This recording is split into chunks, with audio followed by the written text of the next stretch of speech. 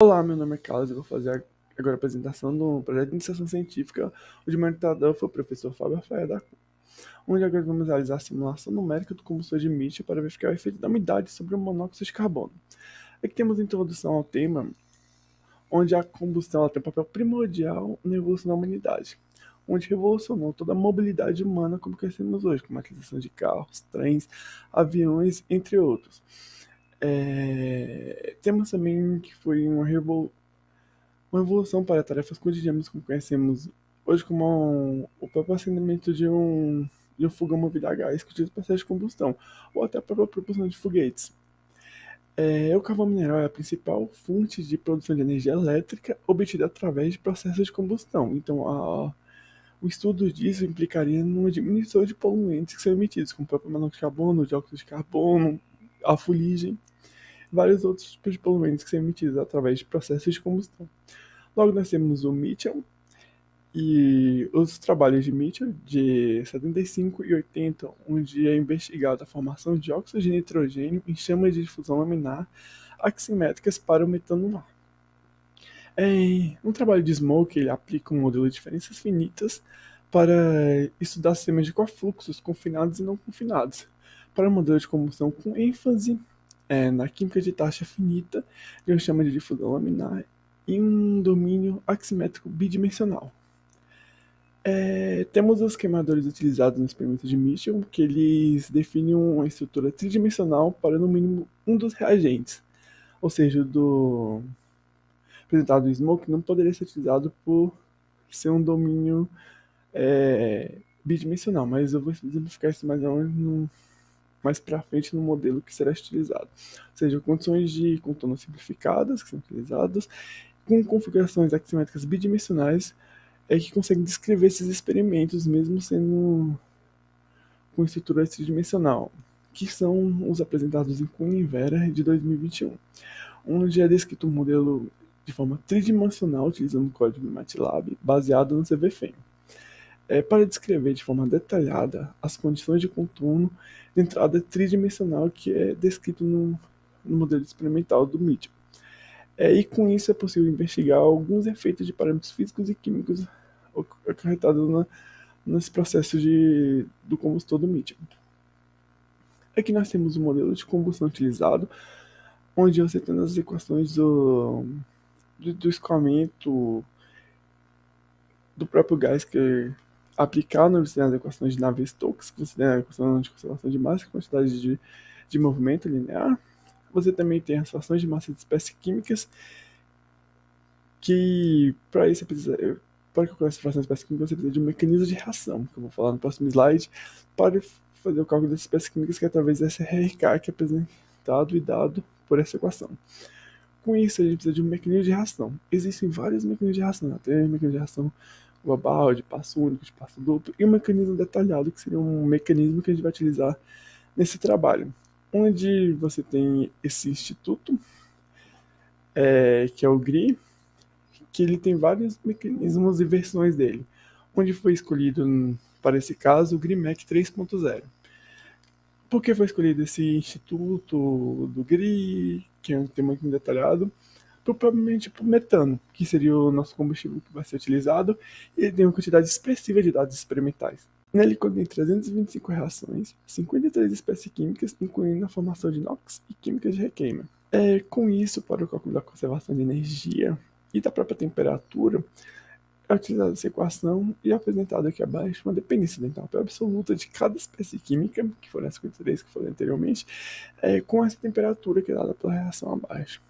Logo, para fazer a determinação dessas temperaturas durante o processo de simulação, é utilizado o método Newton-Raphson, que é explorando essa relação que é apresentada abaixo, a entalpia, ou entalpia absoluta. Aqui, logo, como eu falei, no trabalho de Cunha, e Cunha Ferracurso, no caso que seriam de 2010, que é apresentado, e no 2020, que tem um artigo mais simplificado que mostra alguns detalhes desse código também, né?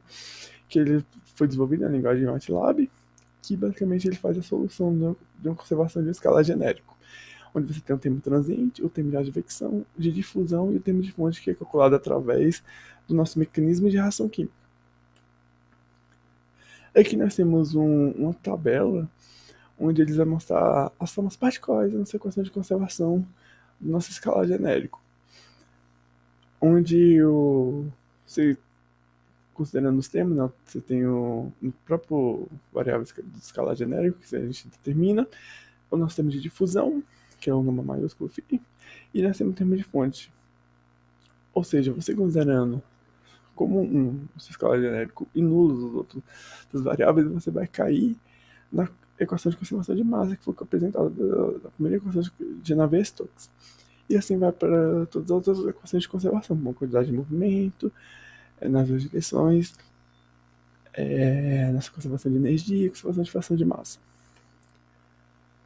Agora vamos falar mais um pouco sobre o nosso caso de simulação, onde o experimento de Mitchell ele foi projetado para coletar as informações de propriedades físicas e químicas para uma chama de difusão laminar fechada, constante, a uma pressão atmosférica mesmo, para a combustão do metano, onde, no nosso caso também, o combustível é o metano e o oxidante é o ar, e que eles são inseridos no combustor por placas perfuradas contendo uma distribuição concêntrica, que nós vamos apresentar agora o nosso esquemático, nossa combustão de Mitchell, que está na figura 1, que não será no próximo slide, que temos esse desenho esquemático dessa chama, dessa combinação dessas chamas de difusão laminar.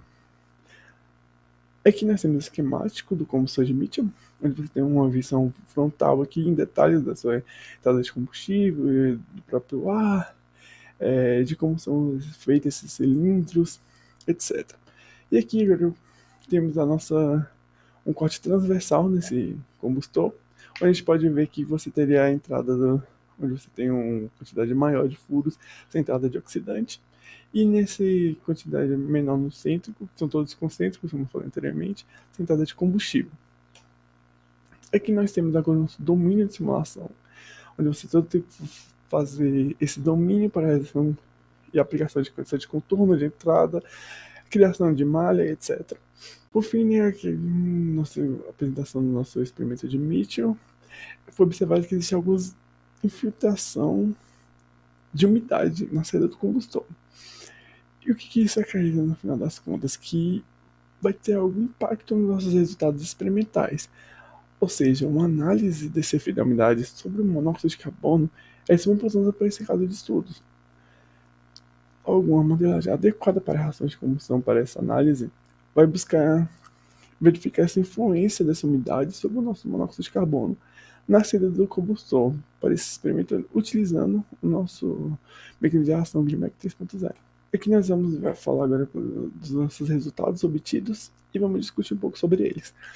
Aqui nós temos nossos perfis radiais de fração molar, onde é feito cortes na direção Z, você tem 1,2 cm, 2,4 e 5. Ou seja, quanto maior for essa quantidade de centímetros, 5 cm seria mais perto da saída do combustor.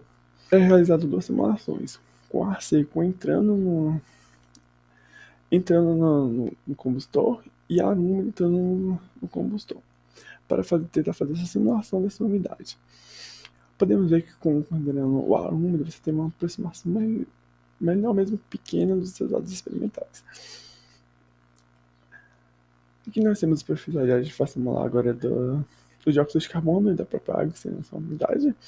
Também é visível que você tem uma aproximação melhor dos seus dados considerando o ar úmido entrando.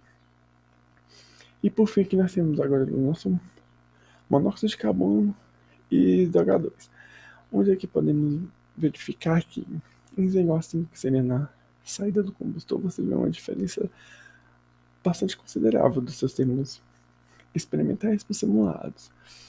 A hipótese inicial que foi adotada seria que você tem essa diferença grande por causa que a gente foi considerando o ar entrando, a umidade na entrada do combustor, sendo que foi descrito no experimento de Mitchell que você tem umidade na saída do combustor. Ou seja, com essa simplificação, você vai verificar que teria mais influência da umidade realmente na saída do combustor, que foi o que aconteceu. Porque, agora a pergunta vai ficar, por que não foi feito uma simulação considerando a umidade na saída do combustor? Isso ficaria complexo e demoraria muito tempo para fazer simulações e verificação disso. Então foi determinado no primeiro momento apresentar esses resultados, que são resultados significativos para a simulação, considerando essa umidade na entrada do combustor, que você teve uma melhoria de resultados. Logo, podemos concluir que, com esses resultados objetivos, é visível essa melhora da concordância com os dados experimentais de Mitchell da simulação, considerando tanto o ar úmido como o ar seco na entrada do combustível. Em praticamente todos os casos, com esse acréscimo da umidade, os resultados têm uma concordância bastante significativa com os dados experimentais, assim validando a simulação de combustão que foi realizada. Para trabalhos futuros, a gente considera o ar úmido entrando na saída do combustor, teremos esperado obter uma aproximação com a realidade e, consequentemente, uma melhor concordância com os resultados. Aqui nós temos as referências utilizadas no trabalho. Com isso, faço a finalização da apresentação do projeto de apresentação científica. Muito obrigado pela atenção até aqui.